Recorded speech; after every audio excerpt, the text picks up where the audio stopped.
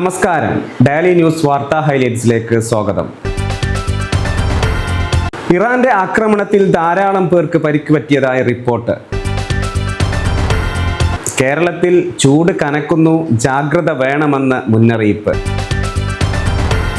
നാമനിർദ്ദേശക പത്രിക സമർപ്പിച്ച് പ്രമുഖർ. കേസുകൾ കെട്ടിക്കിടക്കാൻ കാരണം സർക്കാർ എന്ന് സുപ്രീം കോടതി. രഹസ്യങ്ങൾ ചോർത്തിയ സുമിത് കുമാർ പിടിയിൽ. 10 കൊല്ലം മുമ്പ് ആരോഗ്യവും വിദ്യാഭ്യാസവും കുത്തഴിഞ്ഞിരുന്നുവെന്ന് മുഖ്യമന്ത്രി. തൃശൂരിൽ പ്രിൻസിപ്പൽ പോക്സോ കേസിൽ പിടിയിലായി. PK ട്രാവൽസ് അപകടം, മരണം 4ആയി.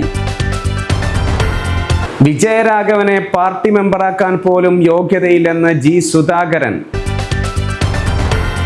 പ്രതിപക്ഷ നേതാവ് നുണകൾ പറയുന്നുവെന്ന് MV ഗോവിന്ദൻ. LDF അധികാരം ഏറ്റെടുക്കുമ്പോൾ ആരോഗ്യ വിദ്യാഭ്യാസ രംഗത്ത് കുത്തഴിഞ്ഞ അവസ്ഥയിലായിരുന്നു എന്ന് മുഖ്യമന്ത്രി പിണറായി വിജയൻ പറഞ്ഞു. ഡൽഹി മുഖ്യമന്ത്രി അരവിന്ദ് കെജ്രിവാളിന്റെ അറസ്റ്റ് ചെയ്തപ്പോൾ പടക്കം പൊട്ടിച്ച് ആഘോഷിച്ചവരാണ് കോൺഗ്രസുകാരെന്നും മുഖ്യമന്ത്രി പറഞ്ഞു. അതുപോലെ നേമത്തെ BJP ജയിച്ചത് UDFന്റെ ഡീല് കാരണമായിരുന്നുവെന്നും പിണറായി അഭിപ്രായപ്പെട്ടു. ലിറ്റിൽ ഇന്ത്യ എന്നറിയപ്പെടുന്ന ഇസ്രായേലിലെ ഡെമോണയിൽ ഇറാൻ നടത്തിയ ആക്രമണത്തിൽ 50ലേറെ പേർക്ക് പരിക്കേറ്റു. മഹാരാഷ്ട്രയിൽ നിന്നുള്ളവരാണ് ഡിമോണയിലെ ഇന്ത്യക്കാരിൽ അധികവും. ഇതേസമയം ഹോർമോസ് ദ്വീപ് ശത്രുക്കൾക്കൊഴികെ തുറന്നിടുമെന്ന് ഇറാൻ പ്രതിനിധി സയ്യിദ് അലി മൗസവി പറഞ്ഞു. കേരളത്തിൽ ചൂട് കൂടുന്നു, ജാഗ്രത വേണമെന്ന് മുന്നറിയിപ്പ്.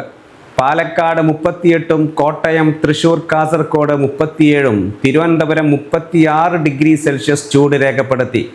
രശ്മികളുടെ വികിരണ സാധ്യത കൂടുന്നതിനാൽ ജാഗ്രത നിർദ്ദേശവും പുറപ്പെടുവിച്ചു.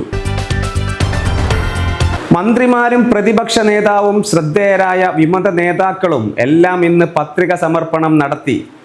VD സതീശൻ പറവൂരും മന്ത്രി GR അനിൽ തിരുവനന്തപുരത്തും ജോസ് കെ മാണി പാലയിലും V കുഞ്ഞികൃഷ്ണൻ പയ്യന്നൂരിലുമാണ് പത്രികകൾ സമർപ്പിച്ചത്. കേസുകൾ കെട്ടിക്കിടക്കാൻ കാരണം സർക്കാർ എന്ന് സുപ്രീം കോടതി. അപ്പീലുകളും ഹർജികളും നൽകി കേസുകളുടെ എണ്ണം വർദ്ധിപ്പിക്കുന്നതിൽ സർക്കാരുകൾക്ക് പങ്കുണ്ടെന്ന് സുപ്രീം കോടതി ജസ്റ്റിസ് BV നാഗരത്ന സൂചിപ്പിച്ചു.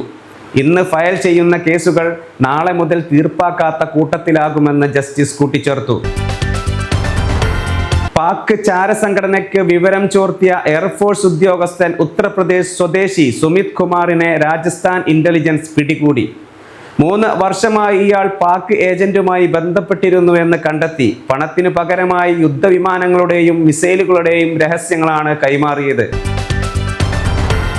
വിദ്യാർത്ഥിനികളുടെ ചിത്രങ്ങൾ മോർഫ് ചെയ്ത് നഗ്നചിത്രങ്ങളാക്കി ഫോണിൽ സൂക്ഷിച്ച പരാതിയിൽ ഹയർ സെക്കൻഡറി സ്കൂൾ പ്രിൻസിപ്പൽ കുന്നംകുളത്ത് അടാട്ട് ചിറ്റിലപ്പള്ളി സജു വർഗീസിനെ പോലീസ് പോക്സോ വകുപ്പ് പ്രകാരം കേസെടുത്തു.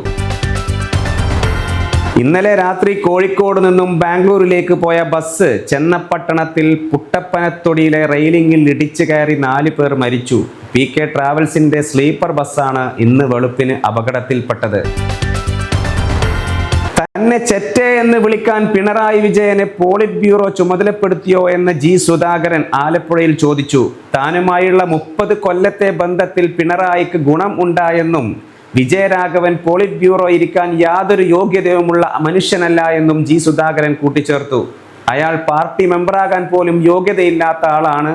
വിഡ്ഢികൾക്ക് മാത്രമേ ഇങ്ങനെയൊക്കെ സംസാരിക്കാൻ കഴിയൂ എന്നും സുധാകരൻ അഭിപ്രായപ്പെട്ടു.